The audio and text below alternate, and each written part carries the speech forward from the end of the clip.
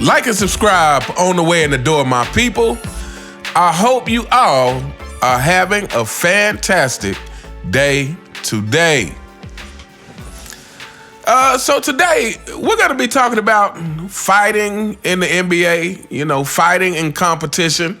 I'm sure everyone has heard by now that Draymond Green has been suspended indefinitely. Round of applause for Draymond Green. But, as I was thinking about this whole thing, there was a time that I would say, fighting is just part of competition. Unfortunately, due to today's athlete, that has changed somewhat. And we're going to talk a little bit about that. But yeah, my general sentiment is that fighting is part of competition. Fighting is when you are competitive and have competitive people fighting for, fighting to get to a certain goal or attain a certain achievement or whatever it is, that fighting is going to be a byproduct of that. There's no way around it if people are seriously competing, are fiercely competing. And this is, again, part of the difference between today's NBA and back when the NBA was good. But so first of all, let's talk about what makes good competition. I think what makes good competition is first of all, what's at stake. What is the thing that everyone is competing for? And I would say it's safe to say that whatever sport you are in, whatever the ultimate goal is for that sport, whatever the championship is for that sport, that is what's at stake. That is the ultimate goal of why you play that sport, because you're trying to achieve that championship.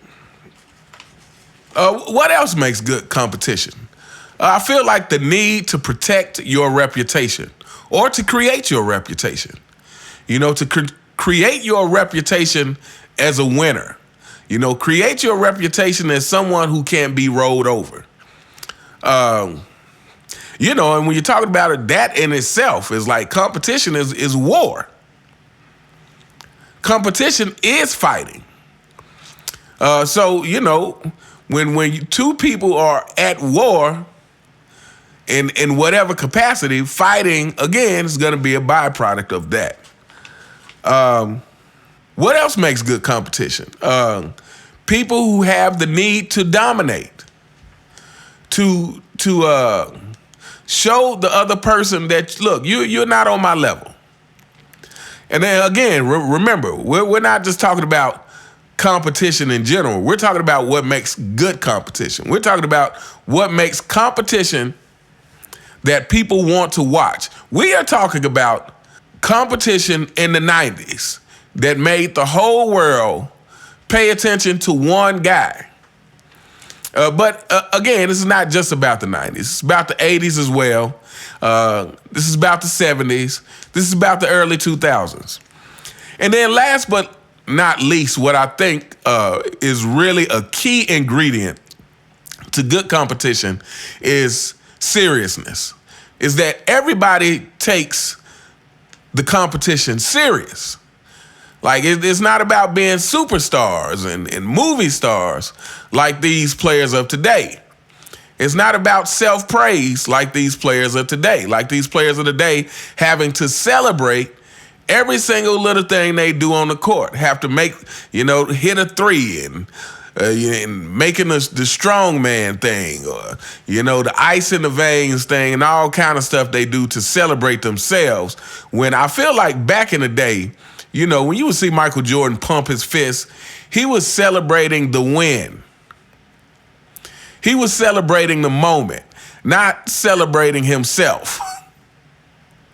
He wasn't celebrating the fact that he hit the game winner. He was celebrating the fact that they won the game, because winning was the ultimate goal. But yeah, so taking the game with a certain amount of seriousness, and I think we can all agree that Michael Jordan You can listen to his interviews. You can watch his demeanor on the court. Michael Jordan was serious about some basketball. And not to sidetrack for a moment, but any chance we get to any chance we get to pick at you fanboys, I will certainly take that opportunity. All you got to do is listen to LeBron James talk. He doesn't take basketball that serious. The only thing he takes serious is his need to be praised. But the game of basketball, I just heard him in a press conference the other day. And I think he was talking about Bronny, but he was, Bronny's in college. Bronny's not in Little League. He was saying something to the degree that, well, whether they win or lose or not, that's not important. It was just, I'm just glad he'd go out there and give it his all and blah, blah, blah, blah, blah, blah. It's like, what? Winning or losing isn't important. Man, I don't want to see this guy on my TV screen no more. Anyway, fanboys, that's your king. And I'm sure you all think the same way he does. Winning or losing is not important to you guys. Only thing that's important is that you tell people you're a winner. But anyway, so yeah, taking the game with a certain amount of seriousness. That's a key ingredient in competition. And when all of those things are present, when it's good competition, again, we're not just talking about competition in general. We're talking about good competition. We're talking about fierce competition. We're talking about competition that creates suspense. We're talking about competition with intensity. We're talking about competition that, again, makes people want to watch. When good competition is happening, fighting is just always there. That's always a possibility. And I think what separates the men from the boys, so to speak, is sportsmanship. Again, I used to play 3-on-3 tournaments all the time, and it was, every single time we played, the fighting was a possibility. Fortunately, it never actually came to blows, but I remember pretty much after every game, we all shook hands, and it wasn't just shaking hands to appear to be sportsmen. It was shaking hands, kind of letting each other know that, hey, we understood that whatever happened during the game was a byproduct of competing. We understood if someone got pushed or if someone almost came to blows that, hey, it is not personal. It is, we want to win, they want to win. But when the game is over, all is forgiven. But again, I feel like today's player, first of all, everybody's so soft nowadays that that's almost not even possible. And, going back to this whole Draymond Green thing, again, like, Draymond's a coward. I've never seen him just straight up confront somebody. It seems like he's a fan of sucker punching people. Like, that's coward stuff. But, it's not just Draymond. It's like this whole generation, again, fanboys, your king, he is the king of this generation. He's the king of softness. A lot of this stuff was bought in by LeBron James, And again, I'm not putting a complete blame on him because it's kind of where we are as a society. All you got to do is look to all these fanboys in the comments showing their entitlement, showing their need to be praised, showing their support of a guy who would call himself the GOAT instead of letting the public recognize what he's contributed to the game and deciding if that is worthy of him being called the greatest of all time. But you fanboys support this self-praise thing. So again, that's a super soft mentality. Another thing that causes fighting, the potential for fights within the game, in sports in general, is rivalries. And to me, what creates rivalries is normally when you have two teams that compete against each other fiercely for whatever reason. It could be created on the spot. that one game ignited this competition between the two that lasted for years, or it could already be an existing thing that has been going on for years. But rivalries where teams compete fiercely against each other, and you know that whenever these two teams play, the competition is going to be high. So whenever all these things are happening, the potential for fighting is there. Again, to me, fighting is just part of the competition. But I think that the NBA, and not just the NBA, I think the NFL as well.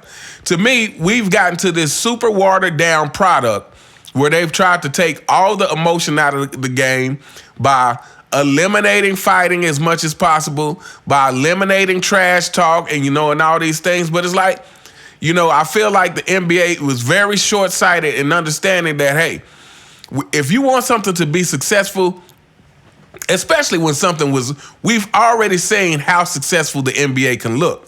We saw that in the 90s. Now, obviously, a big part of that was Michael Jordan. But the other part of that is just what Michael Jordan really brought to the league is another level of competitiveness. And we saw Michael Jordan almost get into plenty of fights. Whether you're talking about him and Xavier McDaniels face-to-face, or him and Reggie Miller, or him and Danny Ainge, But fighting has always been a part of it, whether you're going back to Larry Bird and Dr. J, whether you're going back to Robert Parrish and well, I'm sure it was a few fights, but I can't think of who I'm trying to think of at the moment. But Robert Parrish, whether you're talking about the Pistons and Lane Beard, fighting has always been a part of the game. And, to me, the NBA, in an attempt to eliminate it, didn't understand that, look, you have to let players almost come to blows. Or maybe even come to blows. Player throw a couple of punches, that's not the worst thing in the world. Again, the problem with Draymond is he's very fond of sucker punching people. But, I think if players are competing fiercely, you have to let that happen, because ultimately that's what fans really want to see. It's not about the fighting. It's about knowing that the players are taking the game that seriously. Like, it's serious competition out here. That's what it's about. And when you start destroying that, you get where we are today. A league where you having to come up with worthless in-season tournaments to try to get players to compete. A league where you have now we have a play-in tournament for the playoffs. I mean, that to me, that's just the stupidest crap I've ever heard. Again, I said this in another video. Why don't you just take the regular season seriously, take every game seriously, so that you make the playoffs? But now players want to miss 30 games a season and then still have a shot to get into the playoffs. I mean, just total ridiculousness. And I think the NBA has just went way too far, the overcorrection. After the Malice in the Palace thing happened, to me, that's when you really saw the NBA really trying to crack down. And I admit, the Malice in the Palace, that went too far. But again, just because something goes too far doesn't mean you try to eliminate the whole thing. You try to find ways to keep it from going too far, which is, again, make the monetary penalties very absorbent for players who take it over a certain extent. If it's going to hit your bank account hard, you will exercise some self-control. But, just because players in the heat of battle throw a couple of punches, to me, that has to happen. You have to allow that when serious competition is being had. When players are taking the competition seriously. And again, that's part of the problem with today's league. I don't care how many journalists or people on ESPN tell you that today's league is just as competitive as any other time. That's BS. Let's be real, people. We know that's not the truth. That can't be the truth. Your actions show that you're not as competitive. And again, it's part of the NBA's fault. It's part of Commission Baltimore's fault. Is the NBA is just right along with, the NBA, ESPN, Disney, all these entities that for some reason has disregarded its consumer base, has disregarded the fans. But anyway, we gonna hold up here. Like I said, I just wanted to kind of talk about that because, while I don't like Draymond Green, and again, we are living in a different time. In general, I've never been opposed to fighting and competition. To me, that's just part of what happens when you are taking the game that serious. When you are serious about being a competitor. It is part of what can happen. And I think that has to, if you want competition to be high, then you have to kind of allow that to a certain degree. And you have to find a way to balance it, not eliminate it. You can't just totally want to eliminate fighting from the product altogether because, again, when the product was being watched most, fighting would happen. But anyway, let me know what you guys think in the comments. What do you think about fighting and competition? Do you think that this is just a byproduct of competition? Do you think fighting shouldn't be a part of competition? Do you think it needs to be eliminated completely? Or do you think that, hey, in order to have the most competitive product, you have to allow a certain amount of that? Now, again, you want to try to find a way to keep it under control, but you have to allow a certain amount of that to get people at their most competitive, to allow people to compete fully. Otherwise, everybody's going to be walking around trying to keep their emotions under wrap. And I'm not saying that your emotions should be out of control, but I guess what I'm saying is you have to be able to wear your heart on your sleeve in order to compete at the highest degree. It has to feel like something is at stake to you in order to compete at the highest degree. But anyway, let me know what you guys think. You all have a truly fantastic day, and I will see you next time. All right.